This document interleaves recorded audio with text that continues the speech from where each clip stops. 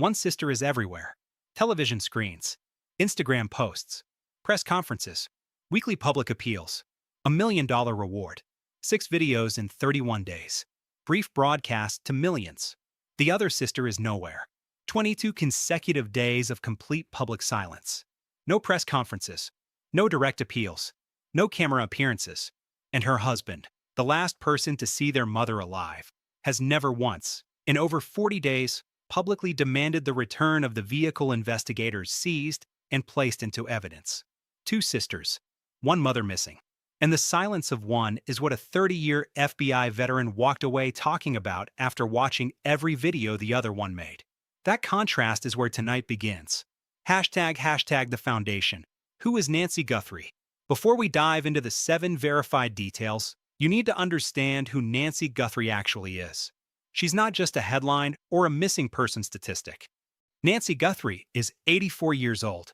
She lives alone in a brick house set into the Catalina foothills, a quiet, upscale residential neighborhood on the north side of Tucson, Arizona. The kind of neighborhood where residents know each other by name, where garage doors close at reasonable hours, where the loudest thing most people hear at night is the desert wind. Nancy is a woman of deep faith and sharp wit. Her laugh, her family says, carries through walls. She raised her children in a home where Sunday mornings meant church without exception, where dinner was a deliberate ritual. She has limited mobility. She wears a cardiac pacemaker. She takes daily prescription medication that, if missed, carries serious and escalating medical consequences. She is also the mother of Savannah Guthrie, co-anchor of NBC's Today Show, a woman whose face appears in millions of American homes every single morning. Investigators would later note that the famous daughter may not have been incidental to why this house was targeted. It may have been the reason. Hashtag the night everything changed. January 31st, 2026 Saturday, January 31st, 2026. Nancy spends the evening at her daughter Annie's house, approximately 4 miles from her own home in the Catalina foothills. A family dinner. Routine on the surface. She arrived by rideshare. She did not leave by one. At 9:48 p.m., per the Pima County Sheriff's Department's confirmed timeline, Tommaso Cioni, Annie's husband, Savannah's brother-in-law, pulls into Nancy's driveway. He waits until she is inside. The garage door descends at exactly 9:50 p.m. His headlights sweep across the quiet street and disappear into the dark. Nancy Guthrie is alone inside that brick house. That is the last verified, documented moment anyone can place her there alive. Now here's where the investigative lens narrows directly onto Tommaso Cioni, and it narrows there for specific, documented reasons.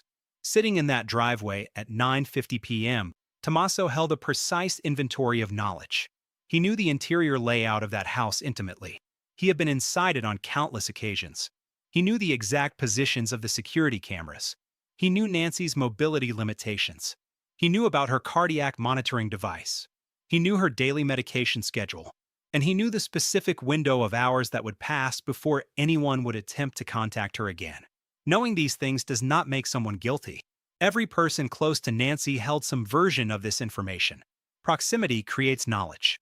But in every federal investigation, from a small county sheriff's department to the FBI's most specialized units, the last person to see the victim is the first thread pulled, the first question asked. And in this case, that starting point has a name, Tommaso Cioni. And that answer has not changed in over 40 days of active federal investigation. Hashtag the masked man appears 4 hours pass. The neighborhood is dark and still. Then, in the early hours of February 1st, 2026, the doorbell camera on Nancy's front porch captures movement. A figure steps into frame.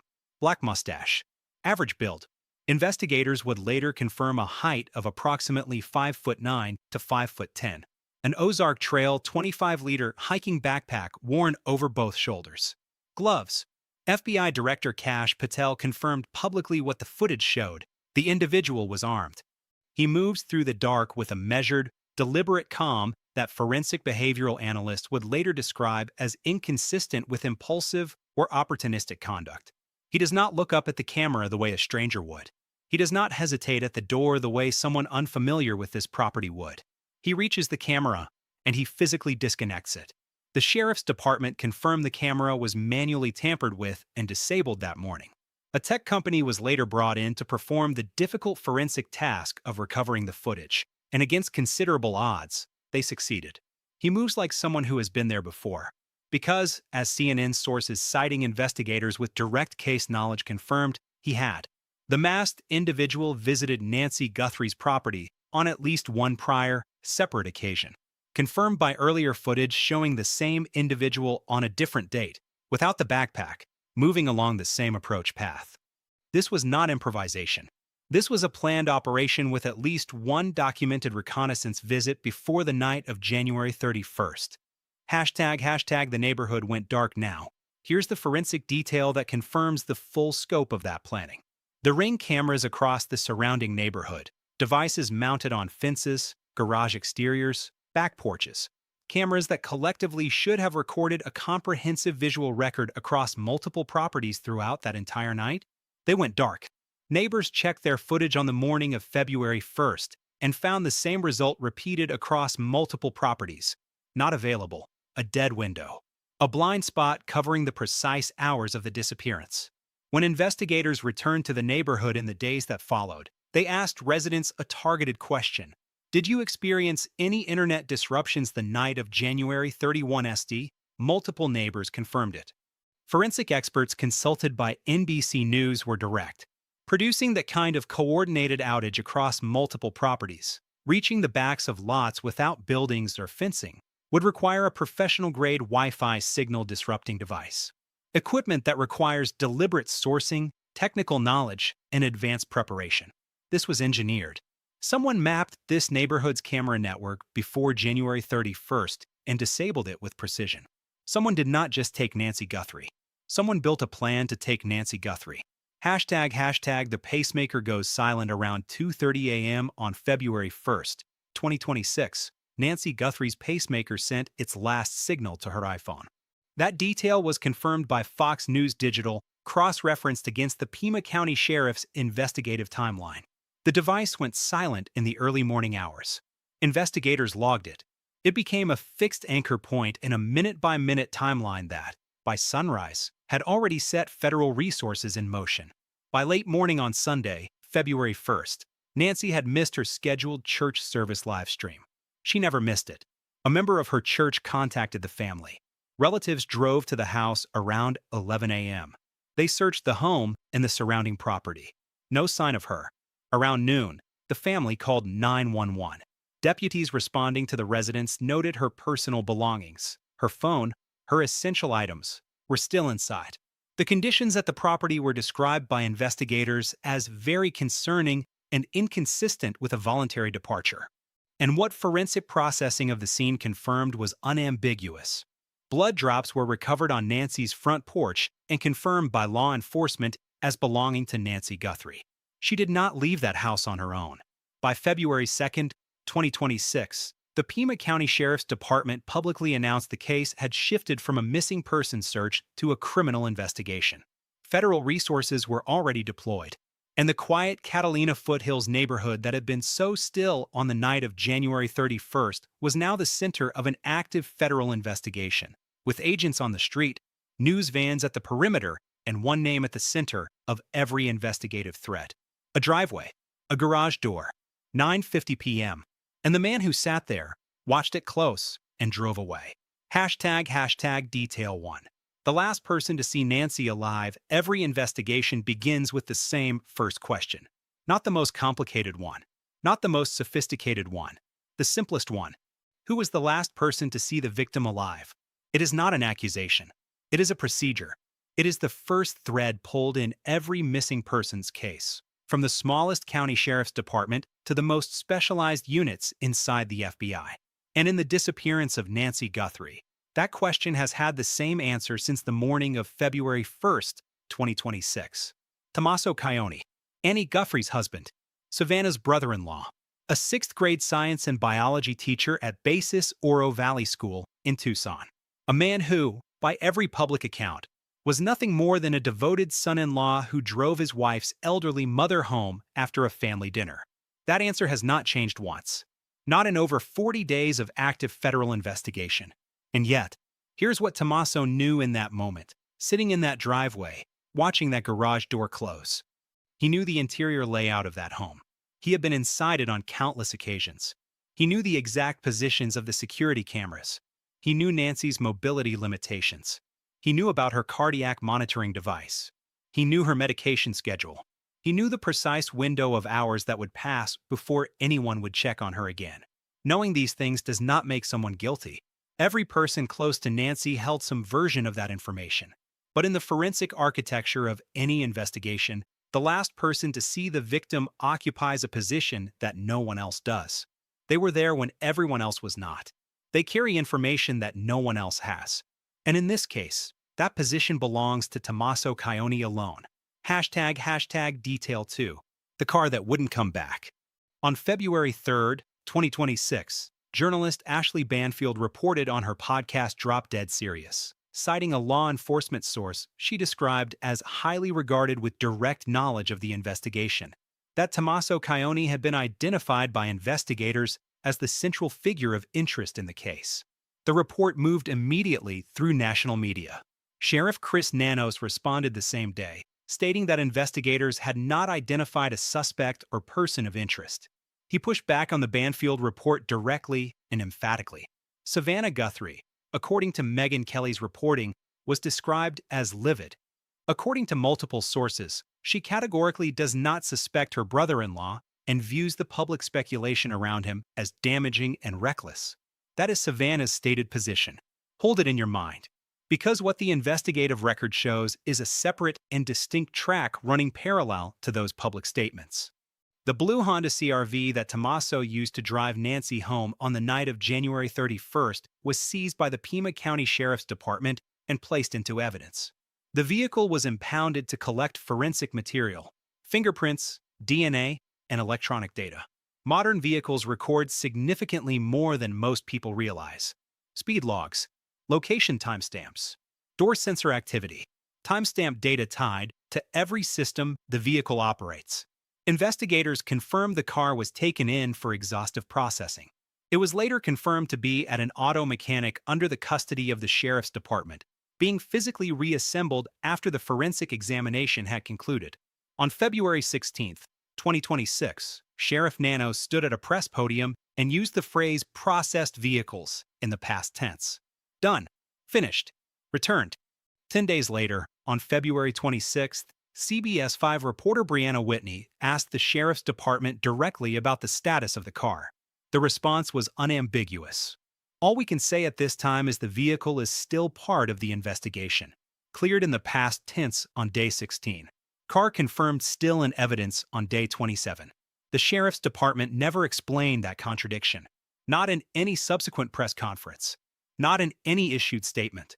On February 27th, former FBI agent Maureen O'Connell appeared on the Megyn Kelly Show and made a direct assessment. You only retain a vehicle in evidence if it carries value for a potential trial. You do not hold a family member's car for over a month on procedure alone. Then James Fitzgerald, the retired FBI behavioral analyst and Unabomber profiler, said something that has not left the national conversation since. His words were precise. Asterisk, if I was completely innocent, I would hire a lawyer by now and say, I want my car back. Asterisk, Tommaso never made that demand publicly. And he never made it publicly. And the car, as of March 11th, 2026, was confirmed by the Pima County Sheriff's Department to still be in law enforcement custody, described as in the process of being released, with no confirmed timeline for when that would actually happen. Now place that alongside this. Luke Daly, the man the FBI raided on February 13th, 2026, with a full tactical response, had his vehicle returned in approximately 2 weeks. Same investigation, same Sheriff's Department, same case. The man who received the most dramatic law enforcement response in the entire investigation got his car back faster than the family the sheriff publicly described as cleared. No one in law enforcement has explained that discrepancy. Hashtag detail 3, 2 searches in 4 days. February 4th, 2026. 3 days after Nancy Guthrie vanished from her brick house in the Catalina foothills, investigators pull up to a residential address approximately 4 miles from Nancy's home. Not a warehouse, not a storage unit, not a commercial property. The home of Annie Guthrie and Tommaso Cioni. The same house where Nancy had dinner on the night of January 31st. The same house Tommaso drove away from at approximately 9:45 p.m. before dropping Nancy home for the last time. 3 days after her disappearance, law enforcement is inside that house with gloves on, photographing every surface, every room, every corner. That was the first search. There would be a second one 4 days later. Here's the legal framework that matters before anything else in this chapter. Both searches of Annie and Tommaso's home were conducted on a consent basis. Annie and Tommaso agreed to let investigators in without a warrant on both occasions. Attorney Jennifer Coffin-Daffer, a retired FBI special agent and former SWAT team member, made an important public assessment of what that means. Consent-based searches indicate investigators had not yet established probable cause. If they had probable cause, they would have obtained a warrant. They asked for permission instead. Coffin-Daffer stated clearly on record that she does not believe Annie or Tommaso are suspects, and that searching family-adjacent locations is standard investigative protocol in any high-profile abduction case. That counterargument is legitimate. It is sourced, and it matters.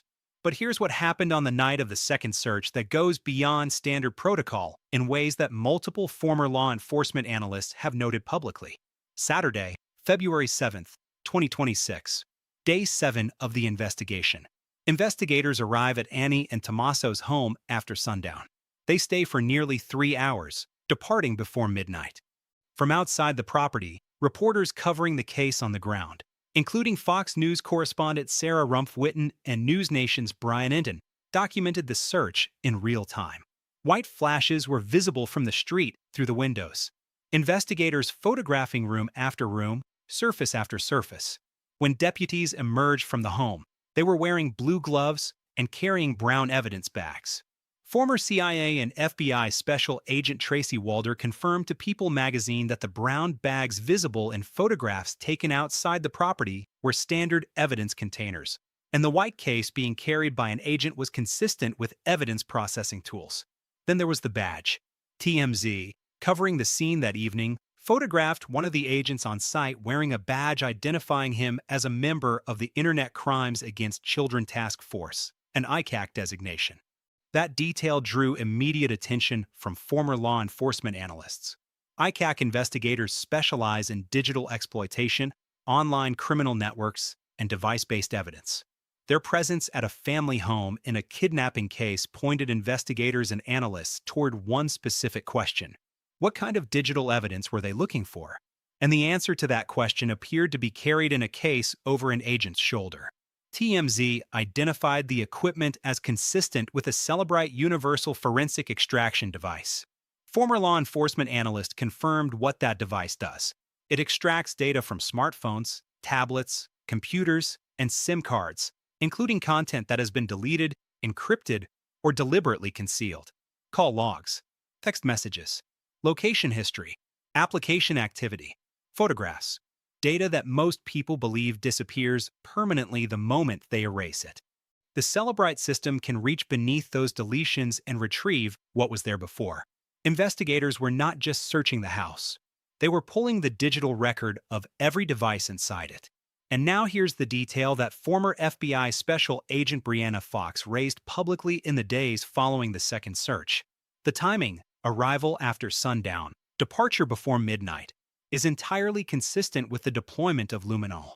Luminol is a chemical detection agent used in forensic investigations to identify trace amounts of biological material that is invisible to the naked eye, material that may have been cleaned, painted over, or otherwise concealed. There is one critical operational requirement for luminol. It must be used in complete darkness. The investigators arrived after sunset. They left before midnight. They spent 3 hours inside. Fox was careful in her public assessment.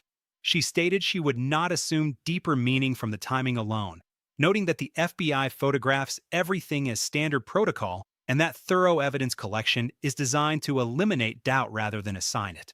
But she confirmed the timing was consistent with that process. What happened the next morning adds another layer entirely. On February 8th, 2026, drone footage captured investigators at Nancy's own property, probing the septic tank in the backyard using long metal poles. They also examined the manhole cover on the property. Fox 10 Phoenix reported this marked a clear shift in the investigative posture, from general evidence collection to precise forensic targeting of specific structures on the grounds. And then there was the tension that Reuters reported between federal and local investigators over what the FBI had requested. That key physical evidence recovered from the scene, including DNA samples and a glove found near Nancy's home, be sent to the FBI's National Forensic Laboratory in Quantico, Virginia for analysis. The glove recovered near the property was a significant lead. The FBI's Quantico laboratory is where the most sensitive and complex forensic analysis in the country is conducted. Sending evidence there is not routine. It signals that whatever was recovered at that scene required a level of forensic processing that exceeds what local resources can provide. By the time both searches of Annie and Tommaso's home were complete, by the time the evidence bags had been logged and the Celebrite extraction had been processed, investigators were sitting in front of screens glowing with recovered data. Deleted calls, erased messages, location timestamps, application histories, piecing together a digital portrait of the days and hours surrounding January 31st. What that data showed has not been disclosed publicly, but the FBI does not carry a forensic extraction device into a grieving family's home twice in 4 days for procedure alone. ## detail 4. The silence of Annie Guthrie. February 4th, 2026. Annie Guthrie sits beside her siblings on camera. She is present. She speaks. She holds Savannah's hand. 3 days after their mother vanished from a brick house 4 miles from Annie's front door, she faces the lens and participates in the family's first public appeal. 4 days later, on February 7th, she is there again, standing beside Savannah, holding hands, present for the "we will pay" statement that the entire country watched. And then Annie Guthrie disappears from public view for 22 consecutive days. Not a brief pause, not a short absence. 22 days. While the FBI searched her home twice in 4 days. While the Celebrite device extracted data from the devices inside her house. While the car sat in an evidence lot. And while the country watched and waited, and the tip lines filled with over 30,000 calls. Through all of it, Annie Guthrie said nothing publicly. Not one statement. Not one camera appearance. Not one post. 22 days of complete and unbroken silence. The last known person to see Nancy alive is Tommaso Cioni. The last place Nancy was before she went home that night was Annie's house. And the woman at the center of both of those facts went silent for 3 weeks while a federal investigation consumed her home, her husband's vehicle, and the devices on her kitchen counter. Before any analysis of that silence, the legitimate counterarguments belong in this chapter fully and clearly. Annie Guthrie is not a public figure. She has spent her adult life deliberately outside the spotlight. She is a poet and an author. She and Tommaso, who is an Italian-born musician and science teacher, have maintained a private life by design. She has no media training, no public platform, no practiced relationship with cameras and press conferences. Savannah does. Annie does not. And in a high-profile federal investigation, the standard legal counsel given to any family member in proximity to an active case is unambiguous. Do not speak publicly. Let law enforcement work. Say nothing that can be taken out of context, misconstrued, or used against the investigation. If Annie received that advice, and there is every reason to believe she did, then her silence is not suspicious. It is rational. It is exactly what a competent attorney would tell her to do. All of that is true, verified, and it matters. But here's what behavioral analysts examine in abduction cases specifically. They look at the absence of behavior alongside the presence of it. And in cases involving elderly victims taken from their homes, cases with ransom demands, cases where the victim is alive and recoverable, the behavioral baseline shows that the people closest to the victim typically become the most publicly visible advocates. They hold press conferences. They beg on camera. They speak directly to the kidnapper by name if they can. They make themselves visible because visibility feels like action when action is the only thing they have left. It is not a universal law. It is a documented pattern. And in this case, one sibling follows that pattern with extraordinary precision. The other does not. Savannah Guthrie is a television professional. She knows how cameras work. She knows how words land. So she knows what public grief looks like when it is effective and what it looks like when it falls flat. Her 6 appearances are not simply emotional. They are strategic, deliberate, and constructed. That is not a criticism. That is a description of competence in a moment of crisis. But it also means that when you look at the contrast between Savannah's 6 appearances and Annie's 22 days of silence, you are not looking at a simple difference in personality. You are looking at a deliberate choice made by someone who knew, from the moment her mother was reported missing, that she was not just a grieving daughter. She was a family member whose home had been searched by the FBI twice in 4 days. On March 2nd, 2026, Annie re-emerged publicly for the first time since February 7th. She appeared alongside Savannah and Tommaso at a makeshift tribute outside Nancy's home. The 3 of them placed yellow flowers at the edge of the property. Savannah posted a photograph to Instagram. No statement from Annie. No words on camera. A physical presence, but a continued verbal silence. And then Fox News Digital captured footage of that moment. Savannah, Annie, and Tommaso standing together at the tribute. And that footage became the most analyzed image of the entire case in the week that followed. Because standing there at the edge of his mother-in-law's property was Tommaso Cioni, the last person to see Nancy alive. The man whose car had been held in evidence for over 30 days. The man whose home had been searched twice in 4 days with a forensic extraction device. Standing at a tribute to the woman he last saw alive.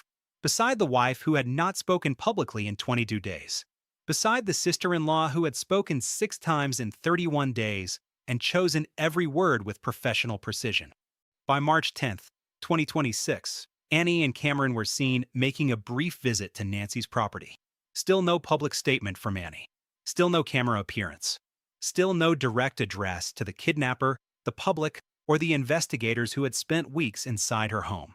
What does a behavioral analyst do with 22 days of silence from a woman whose mother is missing, whose home has been searched by the FBI, and whose husband was the last person to see that mother alive? The answer is not to treat silence as a confession. The answer, as James Fitzgerald demonstrated on national television, is to treat it as data. Data that sits alongside 6 videos made by a sister who lives in the same city, sees the same evidence, and has access to the same information. Data that, when placed beside the car timeline, the 2 searches, and the forensic extraction, tells a story that the national press largely described but never fully assembled. Hashtag Detail 5. The behavioral analyst questioned 30 years. That is how long James Fitzgerald spent inside the FBI's Behavioral Analysis Unit. 30 years in the rooms where the worst cases land. The cases that do not get solved with fingerprints or security footage. The cases that get solved by reading human behavior. The words people choose. The patterns they repeat. The silences they construct around themselves when they are under pressure. Fitzgerald is the investigator whose forensic linguistic work helped crack the Unabomber case in the 1990s. Not through DNA, not through a tip, not through surveillance footage, but by reading the manifesto of Ted Kaczynski and identifying the precise patterns of language that pointed to a specific kind of mind. That is the lens Fitzgerald brought to 6 videos of a grieving daughter. And when he was done, he did not talk about the masked man on the doorbell camera. On the Megyn Kelly Show on February 27, 2026, Fitzgerald made an assessment that immediately became the most analyzed statement in the entire national conversation about this case. Speaking specifically about the vehicle that Tommaso Cioni had used to drive Nancy home on the night of January 31st, a vehicle that had been in the Pima County Sheriff's Department's evidence custody for over 30 days at that point, Fitzgerald was direct. His words were precise. Asterisk, if I was completely innocent, I would hire a lawyer by now and say, I want my car back. Asterisk, then he went further. He raised the question, in the context of everything he had observed from Savannah's 6 videos and the family's overall public posture, of whether Savannah Guthrie harbors her own private suspicions about her sister Annie. Pause on what it takes to arrive at that question publicly. This is not a social media commentator. This is not a podcast host speculating from a distance. This is a man who spent 3 decades inside the FBI's most specialized behavioral unit. A man who has sat across from subjects in interrogation rooms that most people will never see the inside of. A man whose professional reputation is built entirely on the accuracy of his behavioral reads. And after watching 6 videos of a grieving daughter, the same 6 videos the entire country watched, The question he walked away with was not about the masked man on the porch. It was about the family dynamic between two sisters. Fitzgerald made clear he was not making an accusation. His comments were analytical, rooted in the behavioral patterns he observed across all 6 appearances.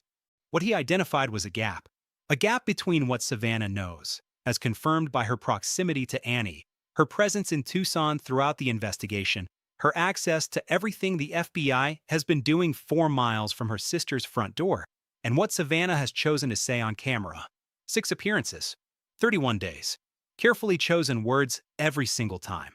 And not once in any of those appearances has Savannah addressed the car, the 2 searches, the Celebrite extraction, the forensic scope of what investigators pulled from her sister's home.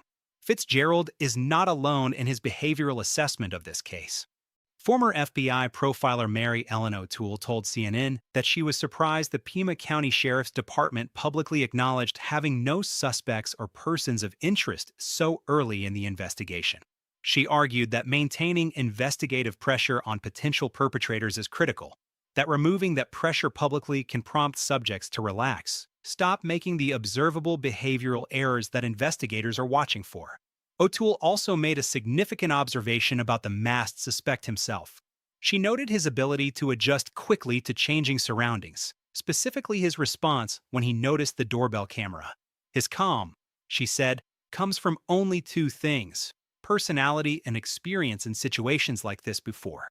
Former FBI profiler Candice DeLong added a clinical assessment to the behavioral picture from the suspect's side. Speaking to CNN, DeLong described the likely psychological profile of whoever planned and executed this operation as someone with an extreme level of confidence in their own abilities. Someone who does not perceive themselves as fallible.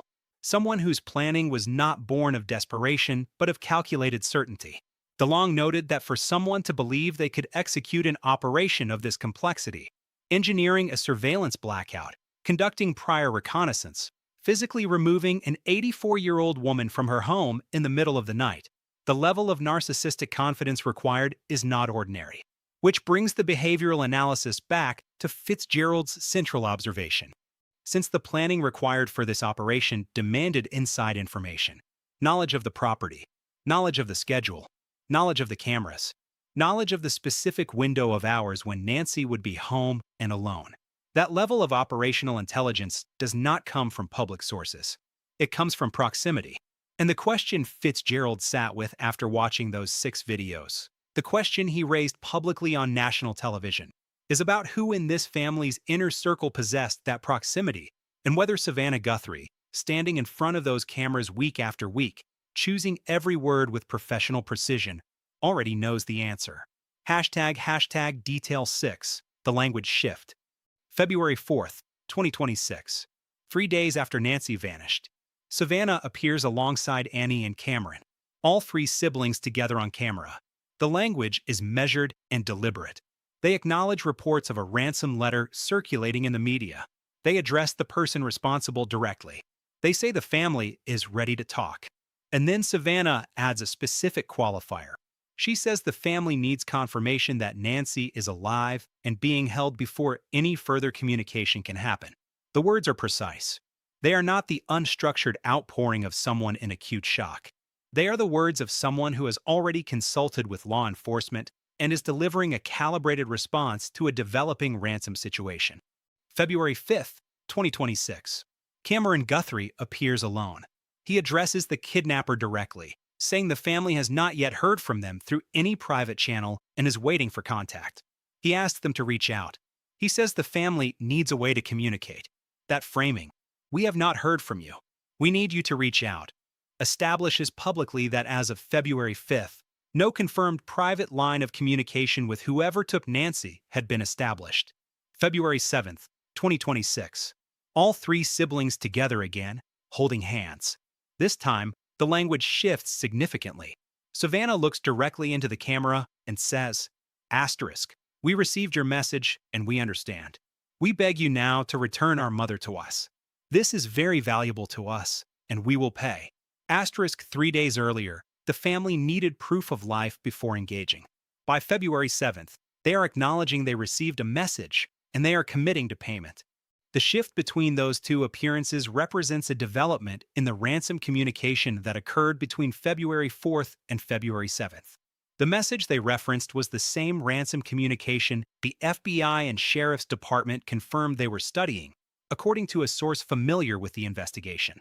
And critically, the ransom demand sent to CNN affiliates KOLD and KGUN had specified a deadline of February 9th and demanded $6 million in Bitcoin.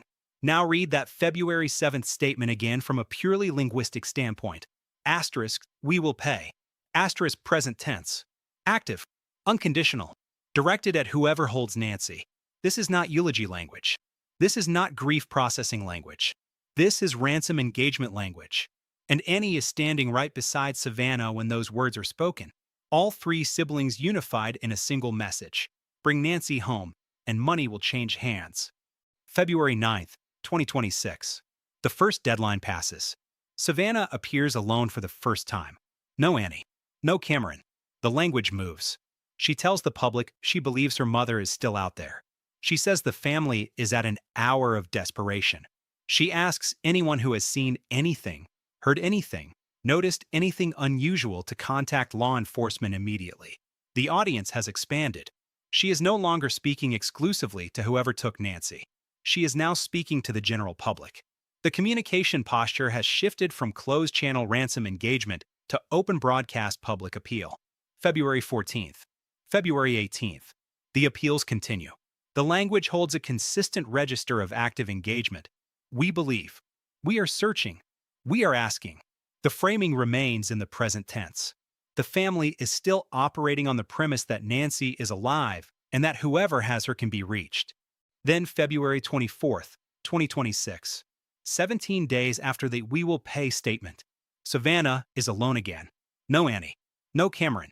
And what comes out of her mouth does not sound like any of the previous 5 appearances.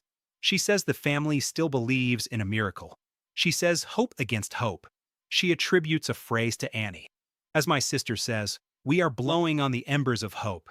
And then she says this. Asterisk, she may already be gone. She may have already gone home to the Lord that she loves and is dancing in heaven with her mom and her dad and with her beloved brother Pierce and with our daddy. Asterisk, sit with that for a moment. We will pay on February 7th. She may already be gone on February 24th. Those are not variations of the same message. Those are 2 fundamentally different linguistic registers separated by 17 days.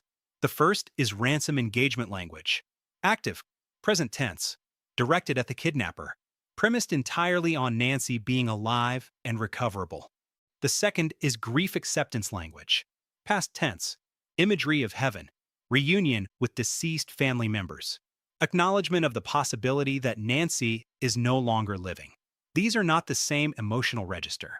They are not the same communicative intent, and no confirmed development in the public record between February 7th and February 24th explains what changed Savannah's framing that dramatically.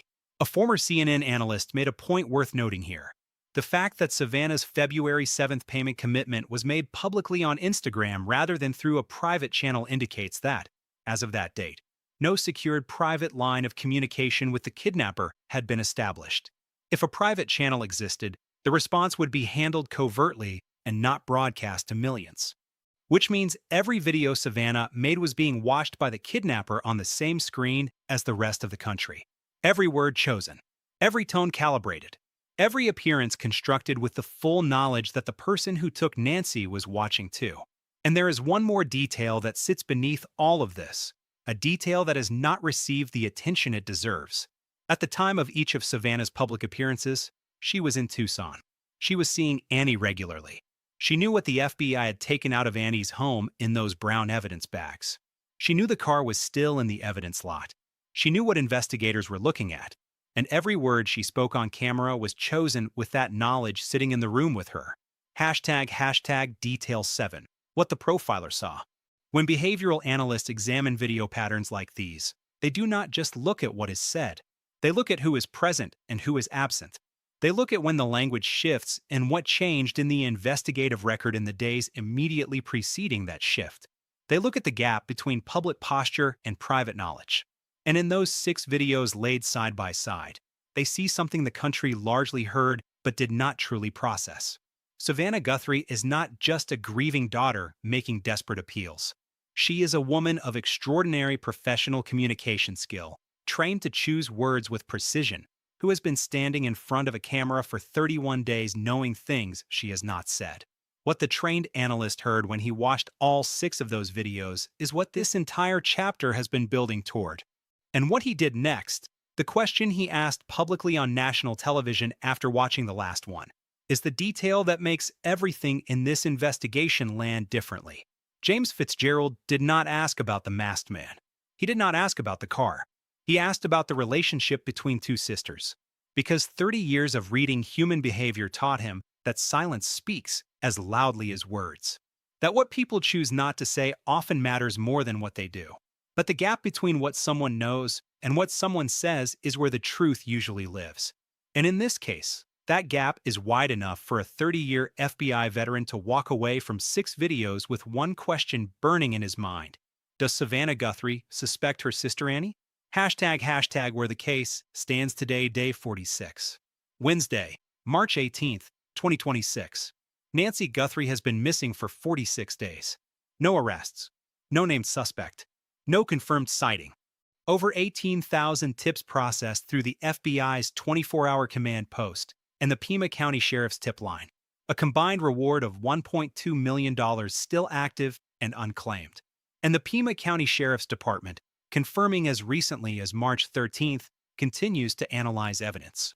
Laboratory materials, camera images, digital data, with no public timeline for resolution. The search is still open. Nancy Guthrie is still missing. And the 7 details this video has assembled across the last hour have not been answered by anyone standing at a podium. Here is what the verified record actually says, all of it side by side. Tommaso Cioni was the last person to see Nancy Guthrie alive.